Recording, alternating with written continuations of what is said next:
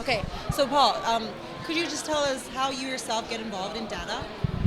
Actually, I got involved with. Do it again. Just down here. Okay. Yeah. We'll do it again. Again. So, Paul, can you just tell us how you yourself get involved in this? So I got involved with data because I was a pre-med student.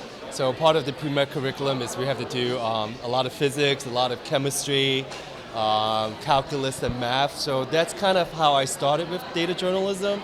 So it's just based on that skills I was hired at the Wall Street Journal because they want someone who's really comfortable with numbers and data and be able to look at the data and kind of derive the meaning of it. So, what are the difficulties when you're, gathering all the data and stuff?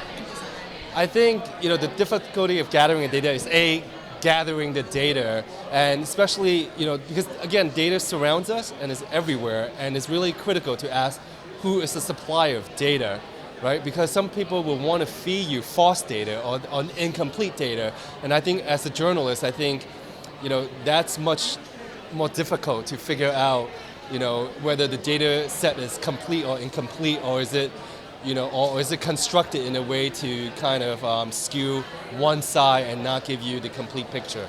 So what's the next step of data journalism? Are you making it more accessible or anything? Well, I think the next step of data journalism is for all the journalists to adapt it as one of the tools and not think about it as a separate discipline. It's kind of like, when you could kind of put data journalism as just like as your pen and paper to do reporting, because again data journalism is one component of reporting, and I think it's important for journalists to think that way and not look at it as this technical hurdle, because I think to separate producing the experience to understanding and curating the data is two separate skills. Okay, so personally, how important do you think people networking is?